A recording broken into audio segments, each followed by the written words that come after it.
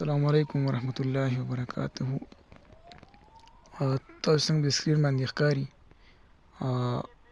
زموږ د صوبې وزیر اعلی سهیل اپریدي صاحب چې کوم دی هغه لاهور ته ورسېدو او دا خو هغه په لیبرټي چوک کې دی او لیبرټي چوک چې کوم دی هغه دا وخت پولیسو مکمل سیل کړی دی. یو ډاکټر شفقت او نور چې کوم ورکران دي هغه یې ونیوه او د پولیسو په وین کې چې کوم هغه کې واچوله او پولیس سټیشن ته چې کوم دی هغه منتقل کړه. اوس په ځنډ کې د سهیل اپریدي صاحب لاهور ته څه شي روان دی، جلسې ملسې دي که څه حساب کتاب دی دا موږ ته پته نشته، خو بس په حساب نه پوهېږو. الیامین ګنډاپور چې اوس وزګار شو هغه تللی کوتري ساتي، کوتري پاسوي او سهیل اپریدي صاحب راغلی هغو جلسولو زور ورکړی دی، کله لاهور ته ځي، کله یو ته ځي، کله بل ځای ته ځي.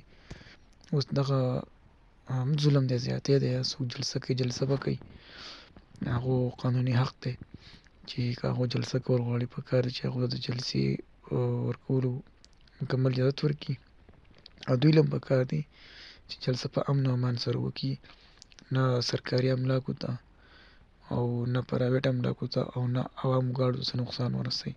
بالکل پر امن جلسه دې وکړي، هغه دوی حق دی قانوني. نو اوس دا تاسو کتلی شئ چې دا هر څه یې ونیوه، ګرفتار یې کړه او ورسوله. اوس دوی جلسه کوله، څه مقصد دپاره به یې کوله ما ته خو پته نشته، که تاسو ته پته وي کمنټ کې راته ووایئ.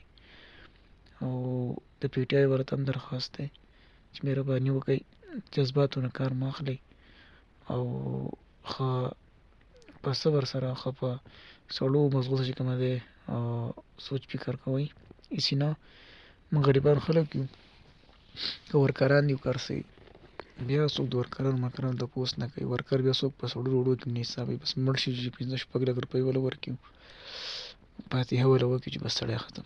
نو مهرباني وکړئ ځان ته سړې اوبه واچوئ، په ځان ګرمې اوبه مه اچوئ، یخنۍ ته ښه د یخنۍ نه به راکوت شئ او پراته به د سړي بچي جوړ شئ او لږ په ځان کې انسانیت پیدا کړئ. صحیح ده؟